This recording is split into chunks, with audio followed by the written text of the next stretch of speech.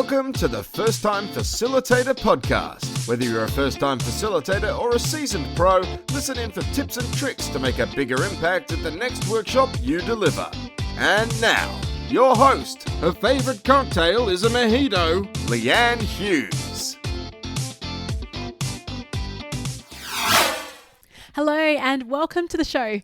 I'm your host, Leanne Hughes, and I'm here to help you create unpredictable workshop experiences that predictably work. Last week on the show, we had the incredible Maria McDonald, and she was sharing how facilitation has just impacted her life, her career, how she pivoted within a business to become a facilitator and now lead the learning and development function, which never existed. So it's a great story if you're starting out and want to be a facilitator. Listen to that one. This week is a best of episode. I'm taking a mini vacay while I work on a new program that I'm offering right now. I'm in the middle of calls, of picking my own brain and working out my IP. I'm in that deep work mode, and sometimes to create something new, you need to really invest in that and protect the energy, or just pretty much give yourself a whole day without meetings to really dive into it. And what really gave me permission to do this, because I was like, do I replay episodes? Well, it was a couple of things. Number one was I listened to This American Life, and they played a repeat episode the other day. It was from 2019, and I loved this episode. It was around a cult of one, about this basketball coach and his impact on his teenage student. It was fascinating. And look, there's no way I would have heard that podcast if it hadn't been replayed, because there's no way I would have gone back into the archive. So that's one thing that's given me permission. The second thing is that I did earlier this year re-release an episode I did with Matthew Dix on his book Storyworthy. And that was, I think I recorded that interview with Matthew. That was episode 8, and I replayed it this year. And the feedback from that was sensational. All these people were like, oh, wow, I've never even heard of Matthew Dix. This is great. So it's nice to know that what I think is being a little bit lazy and copping out on giving you new content every week actually can be helpful for you and of service. So when you re-listen to it, you pull out things that you didn't hear before. It's like when you read a book for the second time and you're like, I didn't even know that was in the book when I read it 5 years ago. So I'm hoping that happens to you if you have heard this episode before. It did for me. Certain things just really stood out for me in this one. This was a pre-COVID conversation. We recorded this in March of 2019. And today's guest, he runs the coolest workshops I've ever heard of. And he does the best type of embedding of learning I've also ever heard of. And I've talked about embedding learning ever since, but no one does this. So what he does is he makes the people that attend his workshops practice their skills that they've learnt when they rock up to Sir Elton John's Oscars after party. How cool is that? Not many people can say that to their clients, but man, imagine if you could. That would be amazing. Anyway, today's guest is Steve Sims. Steve is the man who created Bluefish, which is a company that makes once-in-a-lifetime events happen for the rich and famous, and reveals to the rest of us his trade secrets for making things happen. That's what we're focusing on this episode on. How do you make those things happen? With Steve's help and expertise, his clients' fantasies and wildest dreams come true. Now, Steve is the author of Bluefishing, The Art of Making Things Happen, and he has a podcast of the same name. Steve has spoken at Harvard and the Pentagon twice, getting married by the Pope in the Vatican, being serenaded by Elton John, and connecting with powerful business people like Elon Musk are just a few of the many projects that Steve has worked on. I really wanted Steve on the show to talk about a few key things. What has lasted since talking to Steve and now is this bit about assumptions that we have when we ask for things, and how we negotiate ourselves out of the game before we even go up to someone and make an ask. How your approach can really take you far and literally open doors. Steve is very easy to listen to. His stories are awesome, and I hope it gives you the confidence just to try something new, to ask for something that you've been sitting on after you listen to this episode. Of course, if you'd like to continue the conversation when the show is over, join over 1,300 of us facilitators from all over the world in the Flip Chart, which is a free community on Facebook for listeners or anyone that loves running training and wants to share ideas. You can support the show and my coffee addiction over at buymeacoffee.com/Leanne Hughes. Show notes at firsttimefacilitator.com/episode 165. Anyway, let's just jump into this episode. On to the show. It is an absolute delight to welcome to the First Time Facilitator podcast, the Wizard of Oz himself, Steve Sims. Steve, it's so cool having you on the show. Hey, it's a pleasure to be here. Thanks. Look, I guess you're a bit different to other guests that we've had on this podcast. So your main gig isn't facilitating workshops. But when I thought about having you as a guest, it was because you facilitate these once-in-a-lifetime experiences for your clients. So I'm really keen to dive into that. I was watching your speakers reel and someone in the audience puts up their hand and they ask you the question, what drives you? What keeps you going? And you shared a really great story. I think that would be a really great beginning if our listeners haven't heard of you. Can you tell us what happened when you were 11 years old with your mother walking down Bond Street? Oh, yeah. You get those moments in life which you think are just going to be uneventful and unimpactful. And it's the smallest thing that can really just change your life. I was walking down a place called Bond Street, and like every city in the planet, they've all got that one street where all the posh stores are. And you've got Madison Avenue, Fifth Avenue, Bond Street, Bahnhofstrasse. So there's all these different places around the planet where all your Gucci, Prada, and all the other brands are on. And me and my mum are walking down, and I'm just a young kid, and I'm holding on to my mum's hand. And we're walking down the street, and she stops and turns around on the corner of the curb and looks across the road into a Gucci store, and in the window was a handbag. Now, of course, me being an idiot, I'm a little kid, I'm thinking, we're going to cross the road now, and there was no traffic, so I stepped off the curb to cross the road, and she yanked me back, and I was like, what, aren't we going across there? And of course, I'm a little kid. I didn't really care about looking at handbags, but I just thought that was what we were doing, seeing as we were so poised and staring at it. And she literally pulled me aside and she went, no, I'm just looking. We don't go in there. That's not for us. And we walked off again. Now, it was obvious she liked what was in the window. I don't remember the handbag. I do remember the store. I remember the exact window she was looking in. But I just remember the kind of embarrassment / intimidation / fear that she had about walking into what in all purpose is a bloody shop. And it bothered her. And I suddenly realized that she had been brought up on a them and us scenario and basis. And I just felt how bad that actually was and how sad that was. And it was the daftest thing, but one of the most impactful moments in my life. That's a great story from when you were 11. Was that the moment that really changed your mindset? Like, when did you start thinking that you could bring together them and us, that you actually you could cross the line, that you could be part of us? When did that sort of happen and play out in your career? It's kind of weird. It's like saying, hey, when did you realize that you had two arms, or when did you realize that you were left-handed or right-handed? You don't. You just are. And as I grew up, I was ignorant. And I think one of the advantages I had was that I was uneducated and ignorant to affluence. So, I live now in Los Angeles, and we roll down Beverly Hills, and every second car is a $200,000 to $500,000 vehicle. It's Rolls Royces, Lamborghinis, it's constant. And even without being in Beverly Hills, everyone's Instagram profile can easily show a 20 grand watch, or sitting on an aircraft, or, we're bombarded now with people that are apparently more well off than us.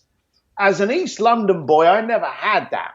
So I also never woke up with the fear of it. So when I started doing, when I wanted to be more affluent, and when I started doing door work and wanting to hang around with more affluent people and getting them into parties and things like that, I didn't have a fear of talking to them, because as far as I was concerned, they were just the same as us. There was no difference in it.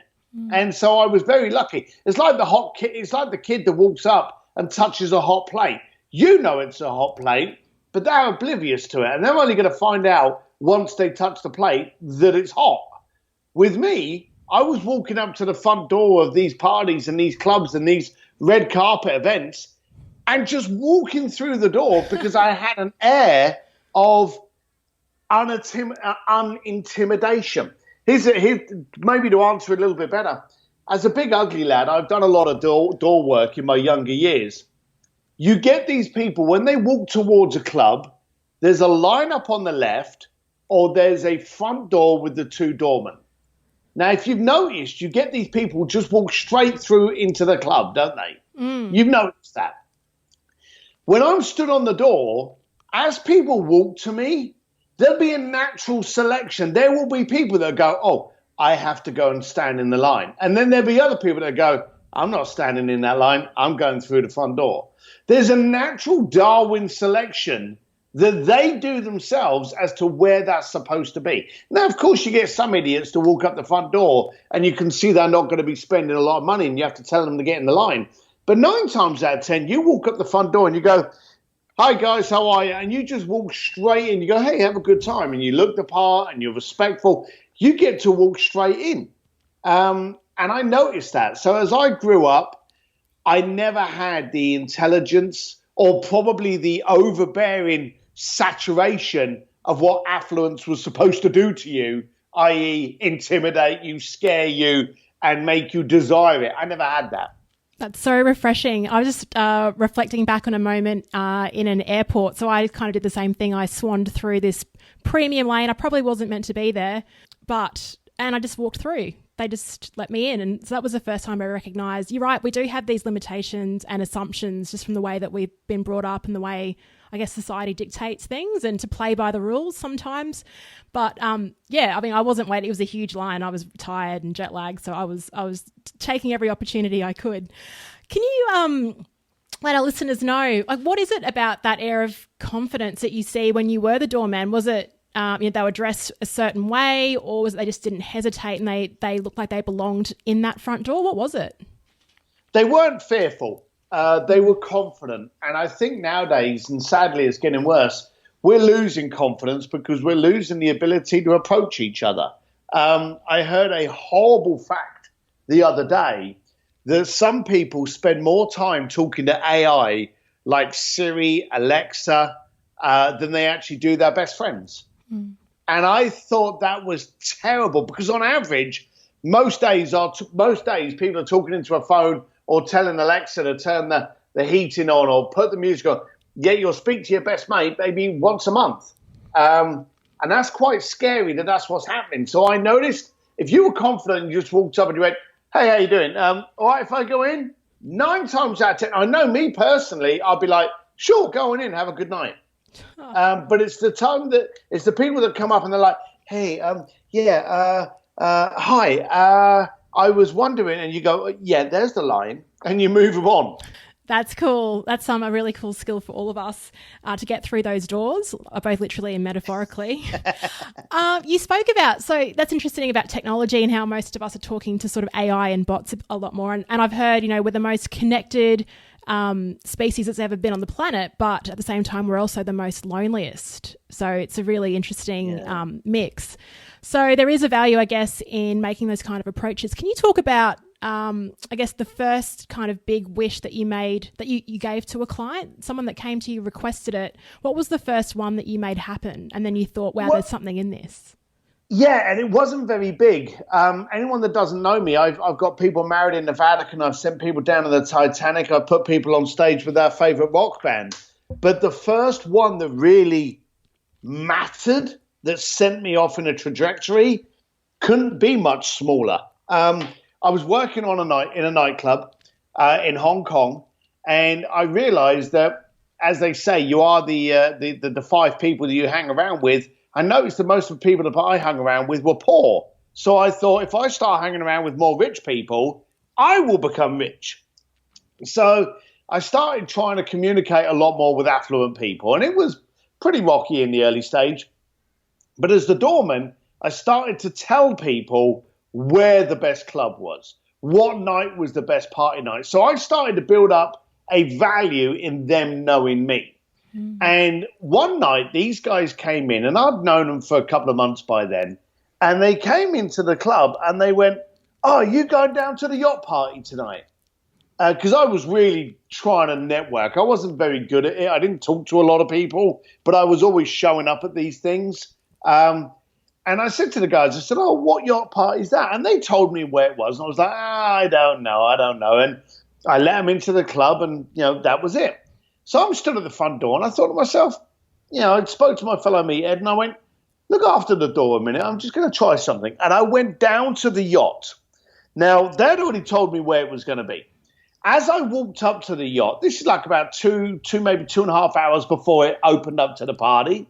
And there's a girl there with a flip chart just by the deck as you go up onto the yacht. And I walked up to her and I went, hey, how you doing? I said, you're in for a busy night. Anyway, my 4 guests are coming over this evening. I know you open up at like 9:30. I just wanted to know, would you prefer they got here at like 9 o'clock or like 10:30? What would be better for you to avoid the bottleneck?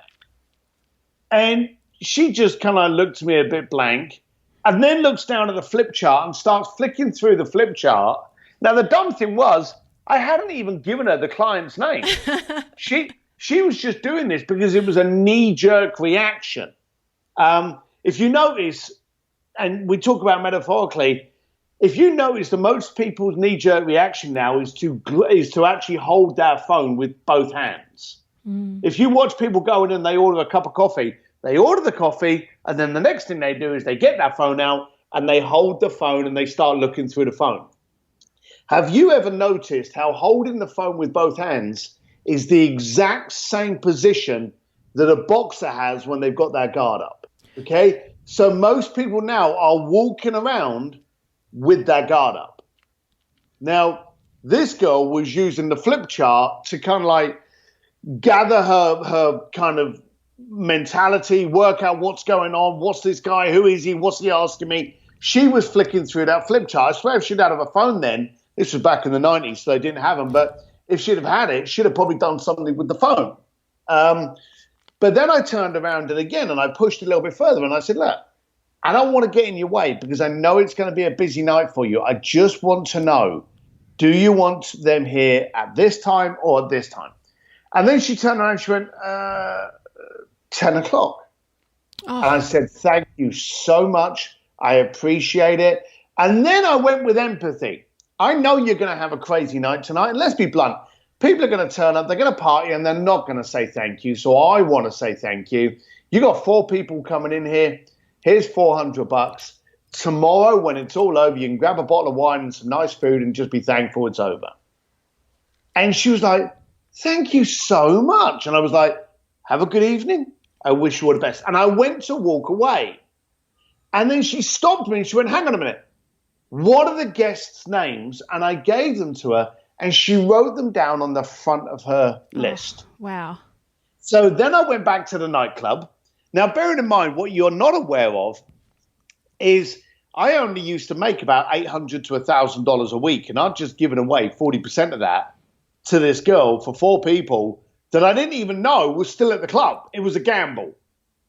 So I went back to the club. The guys were still in there. I walked up there and I went, boys, I've just pulled some strings for you and you're going to the yacht party tonight. They were like, oh, fantastic. And I went, you're welcome. It's $500 each. And they literally just paid up within a heartbeat. And I went back out to the door and I realized I just made $1,600 and I had solved the problem of embarrassment. You see, these guys were successful. They were good looking. They could afford to buy the yacht, but they didn't know how to communicate, how to ask, and then more importantly, how to recoil from being denied entrance. And so with me, I was the solution. I didn't ever say who the guys' names were. Now, the funny thing is that girl, because I'd shown that I respected her time, I paid her for her time, she let me know every party that was going on that she had any kind of involvement with. So I now started building up a network of access. And from the door, I had a network of affluent people that liked to party. So I started putting 2 and 2 together, and I started getting people into other people's events. Then I started putting on my own events. And then people were like, oh, yeah, that was a great event, but can you give me a hotel? I don't know if you do travel. And I'd be like, yeah, I can. So I started doing travel. And then before you knew it, and the real thing, people started going, well, look, I want to do this, but I want to meet so-and-so, or I want to go backstage. Do you do that kind of thing? I became the fixer. I became the guy that could. There was no word for it. I just got stuff done. And I got it done by just charging them. And I realized how easy people were to actually pay for things. That's unreal. And I definitely need you in my life.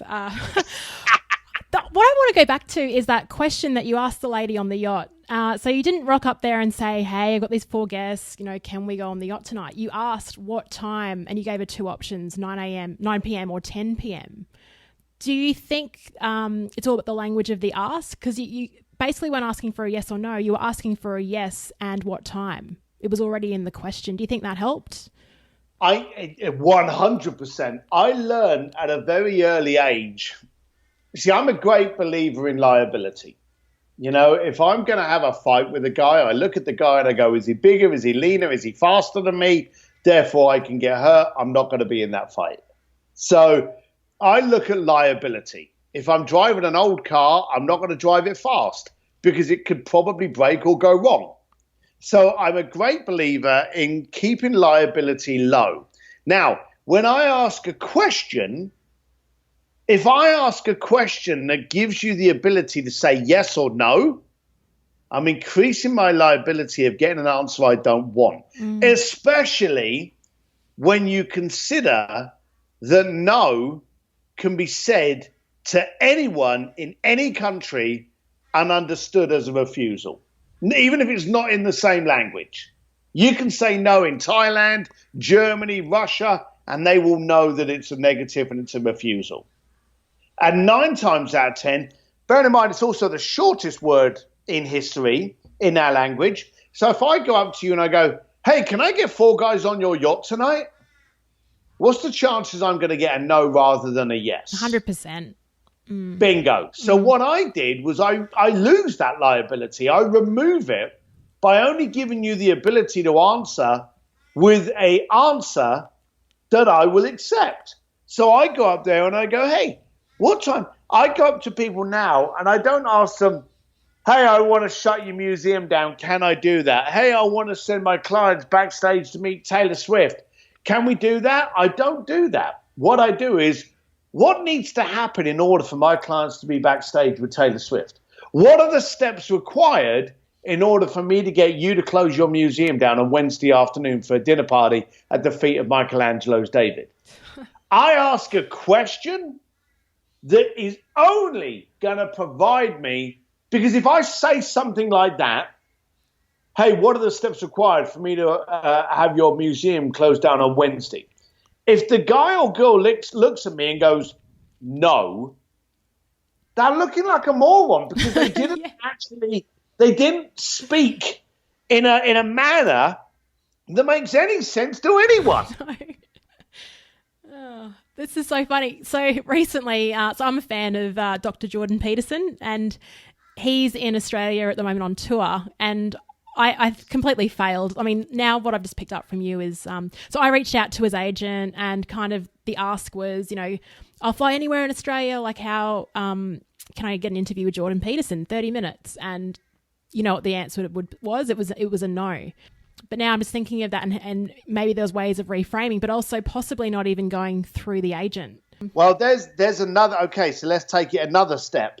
When you get a no, 9 times out of 10 it's because you asked the wrong question or you asked the wrong person. Look at the liability. You go to, what's an agent's job? Now, I live in Hollywood, okay?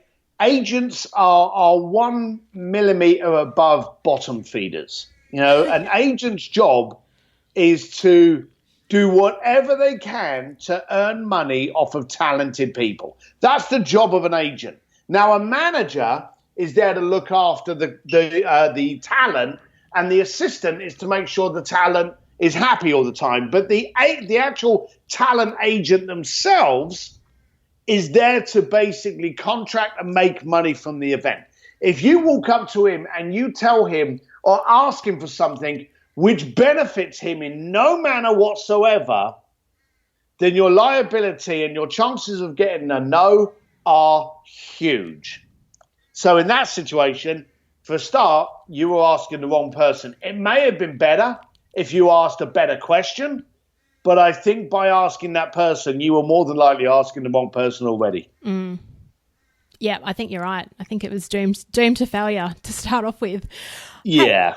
Hey, I can hear through just through your voice. You're very dynamic, and I can imagine when you're in front of a stage or in front of a workshop, everyone in that room is really paying attention to what you're saying because you tell stories really effectively. But I want to talk about your upcoming event, the Speakeasy workshop, which I saw. So what you're essentially doing is it's a 2-day workshop. People fly into LA. What do they do in that workshop, and what happens at the end of it? So I'm a speaker. I've spoken at, countless events, including Pentagon, Harvard, and even jails. So I've done a lot of speaking at a lot of different entrepreneurial events. And sometimes these aggravate me because you get speakers come up there, they do a presentation, which they've been doing since 1973, and there's no engagement with the crowd. There's no connection. They're just running through the slideshow. They're running through that very polished presentation. And then they go off stage and you're left with, well, what actionable advice did I get there? I know the guy's brilliant, or I know the girl launched a company and now she's a billionaire, and I know they sold it and now they love to travel around Italy, but how the bloody hell does that help me? So what I decided to do was to re-engineer a workshop, and we launched something, and it was the greatest growth comes from the greatest accidents. I decided early part of last year, to do an event, and I didn't know where I was going to do it. So I just put it out to my community. I'm going to do an event. It's $2,000 for 2 days, and it's in San Diego. Who wants to go? And I had people going, who's speaking? I'm not telling you. Who's going? I'm not telling you. Where is it? San Diego. I was as vague as that. And I said that, I want people that are willing to take a shot. I want people to look at me, know who I am, know what I do, and gamble on it. Gamble on me. And I said, it don't work. I'll give you your money back. Now, one of the reasons I was doing it that way was because, one, I didn't know how many people would want to go. So we got about 40 people going. So I thought, okay, I now know what kind of property I've got. But then I thought to myself, what speakers do I get in? I've got loads of friends. I've got some very interesting friends in my Rolodex. Who do I have walk in? And then that's when it came to me, I'm going to reverse engineer it. So then everyone that paid for a ticket, we reached out to them. We went, okay, what do you do? Who are you? What's your problem? And I asked them what their hurdle, their hiccup was now, today, that they would like solved in order to give them a productive rest of the year and going on. And so we suddenly started getting these, well, I want to do viral videos. I want to launch a podcast. Oh, I don't know how to get a good accounting platform. How do I get people to book me more speaking gigs? We had all of these different questions. And then I went out to my people and I went, these are the problems that I need you to speak at my event and solve. And so now what I did was I had speaker agents, literary agents about how to write a book, video people, and I'm on about top shelf people in there talking about how to do a video, how to get the best audio, how to not spend a fortune on getting a podcast studio put together. The difference between an omnidirectional mic and a dynamic mic. So we had people come along that literally would give a presentation on who they are and what they do and how they do it, and then go, right, these were the questions I would ask. Let's get these solved now. What are you using? And because the group was only about 40 strong, they could literally reach out and go, so who's doing this? How are you doing it? Let me solve that. So by the time they leave the room, you haven't heard from a brilliant speaker. You've got your problem solved. Now, here's a funny little quirk to this. So I wanted to get it videoed and recorded so I could share it on my Speakeasy Facebook page. The video guy let me down. He didn't turn up. So then, without realizing it, the community suddenly started turning around going, this is brilliant. We never knew where it was going to be. We didn't know who was going to turn up. And what happens here stays here. Because no one else will ever get it that wasn't in this room. So actually, someone turned around and said, this is like a speakeasy. You know, if you don't know the password to get in, you're not getting in. And we were like, everyone knows I like whiskey. So I was like, do you know, that's brilliant. So we did a Speakeasy San Diego. The original one wasn't even called a speakeasy. It was called a reverse mastermind, I think we called it. We didn't know what the bloody hell to call it. And then we did 3 other speakeasies last year, including New York. And then we've got one in LA, which and it's next week. But we didn't even tell anyone where it was until I think it was yesterday, because we wanted to know how many people are coming, what's your problems, what's your questions, and it's really reverse engineered what a normal speaker workshop / event should be. And it's been generating a great community as well. So having a great deal of fun with it. That's so cool. And what's the event that culminates the whole sort of 2 days? There's a pretty cool party that everyone's off to, I believe. So one of the things that you've been doing your homework. Well, he's my favorite artist. I love the guy. Oh, is he? Yeah. All right. So one of the things that I like to do is I want to shake you up and get you into somebody else's sandpit. So what we're doing is we're doing 2 days of a speakeasy where we're going to get your problem solved, introduce you to different perspectives, different growth, more family members, which is what you'll gain within the entrepreneurial guests at the event. And then after that, we're all getting dressed up and we're going to Sir Elton John's Oscar party with basically all the A-list of Hollywood. So we did that last year in New York, where we did 2 days in Soho, had a bunch of really cool cats come in and solve problems. And then that evening we went to Sir Elton John's gala at Cipriani's in Midtown. So it was the chance for you to learn all this information and then be sat next to the guy that owns the New York Jets or who owns the Rockefeller Plaza, millionaires and billionaires, so that you can see they're just like you. You're having a conversation now with people that on one table have the financial economy of a small country, and you're on that table with them.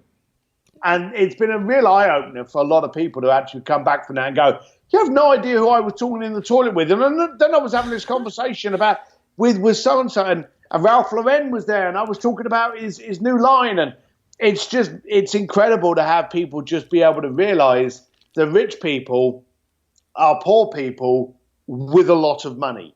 Things don't change just because of the bank account.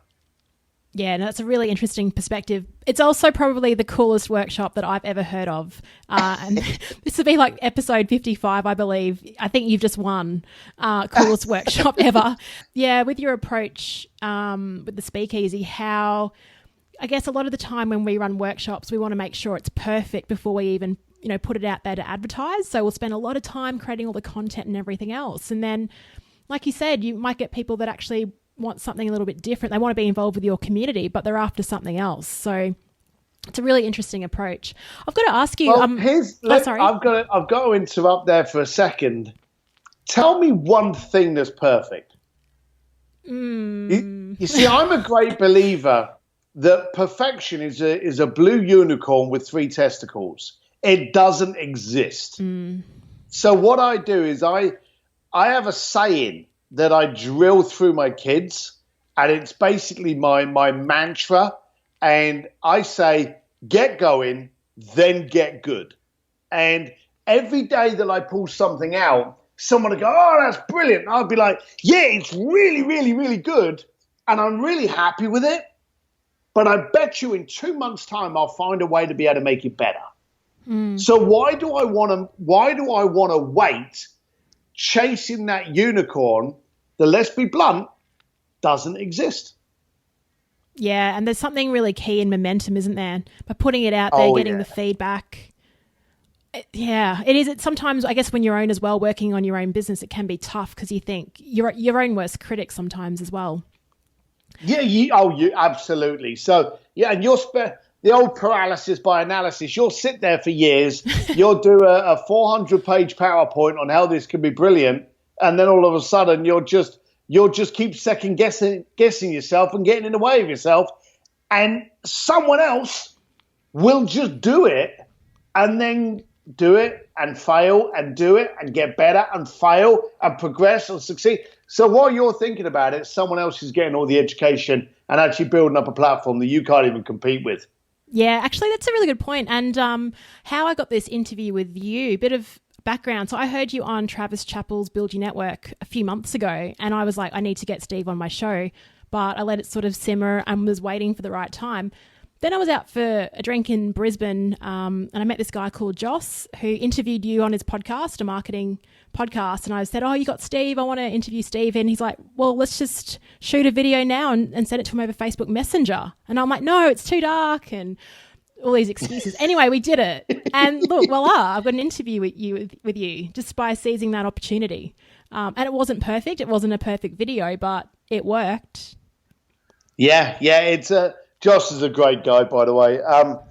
It just one of these things that, what would you have done that could have been better than what you did? Yeah. Well, I probably wouldn't have got around to it, to be honest. There's so many other things on my... No, you wouldn't have. No. You wouldn't have. You'd have sat there going, well, my hair's not right. And hang on a minute, how do I do this? And, we got to get the lighting right. I released a podcast, and literally I was at an event and someone said to me, with the people you know, Steve, you should do a podcast. And I was like, yeah, all right, that sounds fun. Yeah, that sounds cool.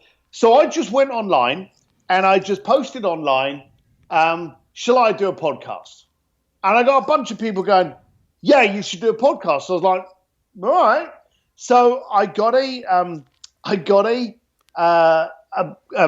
microphone, and I found a place in the corner of my garage that didn't have too much echo. And I started calling up my buddies and started doing a podcast. And I got to about the 18th episode, and the first 6 were revolting. They were horrible. But the daft thing was, had I not started, I'd have never been able to be in a position to realize how bad they were. And as they weren't even released then, I was able to just remove them. In fact, I think it was like the 12th episode became the first one. I got a better microphone. I learned the difference between dynamic and omnidirectional mics. I learned all of these things. And now I have a podcast that I still do in my garage with a nice microphone, and I just do it. And I've got better and better. And trust me, the ones I'm doing now, I quite like. By this time next year, I'll probably look back at those and go, oh my God, they're rough. Yeah, and that podcast is the art of making things happen. So you sort of really talk about taking action, which is what we've kind of just been exploring over the last few minutes. Yep. A lot of these skills as well. So you talked about, effectively communicating, how to ask questions. You cover that in your online course, The Distillery. What else? What other content do you cover if listeners want to sort of learn a bit more about these kind of key skills? Well, we try to put in there simple steps, but also it's me doing the course. It's no one else. So the whole premise behind it, the whole underlying theme is, if an ugly bricklayer from London can be doing this with the Pope and Elon Musk, you're already out of excuses. So then I walk you through how to build up confidence, how to look for impact, how to provide value, how to be irresistible in any conversation. So it's all about how to position yourself to get what you want while giving the person what they want. And that's what's in the course. It's a 16 chapter course, and we're also throwing off the regular videos in there. So it's the kind of content that's constantly going to be growing. Whenever we do cool videos, we add another couple of videos. It started off literally as 16 videos, and I think now there's maybe 24 in there, and every month we're adding more. So it wants to become a resource library that's going to become your friend. And when you join the distillery, you also get access into the private Speakeasy Facebook page. And in there, you get to mingle and communicate with different members. They post up what they like. They post up what they're frightened of. It's a very open, naked environment where you can talk about things that bother you. Awesome. And we'll link to that in the show notes. Just on the topic of confidence, what is your advice for any of our listeners who are first-time facilitators, first-time presenters that are getting the confidence now just to step up in front of a room? What advice would you give them? Are you on about speakers? Yeah. Right. Okay. So stop being a speaker. And I mean that. I did a speech. I was the opening keynote for a big mortgage convention about 2 weeks ago. And I was speaking to the heads of this mortgage corporation a couple of seconds before I went up on stage. And they pay me well to be up on stage. And I went up on stage and I went, hey, good morning, how are you? Because it was in the morning. I was the opening keynote. I usually don't do morning speeches, but I did. And I said, hey, good morning, how are you? I hate giving speeches. And you saw the front line of the people that had paid me to be up there go, oh my God. And I looked at the audience and I said, I don't want to stand up here and tell you about how brilliant I am. I'd love to have a conversation with 2,500 people about how what I've done and do can make you brilliant. Now, if you don't want me to do that, tell me and I'll run through a 90-minute speech and I'll tell you all the stories and I'll make you giggle and you can clap like demented sea lions when I walk off. But I would love to make you better, smarter, more productive and more impactful. What do you think? And that was within the first few seconds. And of course, everyone started clapping. I got a standing ovation at the beginning of a speech. What? And that's amazing. It was brilliant. But the people that have paid me went from holding their hands in their heads to kind of like, all right. So the whole point is I don't believe speakers should give speeches. I think speakers should have conversations with thousands of people or hundreds of people, but they should have conversations. And in a conversation, there are things that are primitive and primeval to make that conversation work. And the first one is engagement. And the second one is value. If you can engage someone in a conversation by entertaining, telling them jokes, whatever, wearing a funny hat, whatever it takes, and then you can feed them with value that benefits them, then you'll be on a stage every day of your life for as long as you want to be. That's wonderful advice. And I've got to say, I've had to move myself away from the microphone because I've been laughing a lot through this conversation. So I'm sure that humour's really served you well in your career as well and really opened the doors as well. I can tell, very, very easy to talk to, very open and very funny, which I think people love. So if our listeners want to communicate, find out more about you, and you've got a ton of stories about, you've mentioned just very quickly the Pope, Elon Musk, Elton John, and there's plenty of other podcasts where you can hear about those stories. I just wanted to focus really on the confidence side of things with you and the cool workshops you're running. So where can people find you? Well, I've got a website. It's Steve D. Sims, D for dog, stevedsims.com. If you sign up for the newsletter, you'll actually get one of my favorite videos called the Chug Test, and you'll also get a PDF, which will be the cheat sheet from the book, The Art of Making Things Happen, Bluefish in. So there'll be a couple of freebies that you'll get, but then you'll get notified of where my speakeasies are. You'll get notified of my new videos that I post up where I just throw rants about things that bother me or make me smile or make me happy or annoy me, or tips and tricks. You see, I love failing, so I'll try different things and then I'll do a video going, hey, I just tried these 3 microphones. These 2 are shit. This one was brilliant, and this is why. And I will just do reviews on just the randomest kind of stuff I can. Awesome. I do follow you on Instagram, so I love an occasional rant from instead of the perfect gym model. It's good having you as a bit of a contrast. Did you see my Tay Lopez and Grant Cardone rant on the beach then? I haven't seen that one. No. After. Yeah, I was. I did a speech. It's funny because in December I had a bunch of speeches in June and September and November of this year, but I had nothing for the first part of the year. So in December, my wife said to me, she said, people are bored of you already. And then all of a sudden I got 2 gigs in January, 3 in February, 2 in March. So it took off. So at the beginning of January, I was actually in Mexico speaking to a high-level workshop down there. So I did a bunch of my little rants literally from the beach. And if you don't like the rant, you'll certainly love the backdrop. And that's on my Instagram, Steve D. Sims. Awesome. We'll link to that as well. Steve, it's been an absolute honour just having you on the podcast and hearing all about the incredible workshops, the work you do, the people you hang out with, and hearing a bit of your story as well. Thank you so much for your time. Thank you. I appreciate it. Cheers. Thank you. Thanks so much for tuning in to First Time Facilitator. If you liked the episode, please share it with your mates or subscribe to the podcast feed in iTunes. Till next time.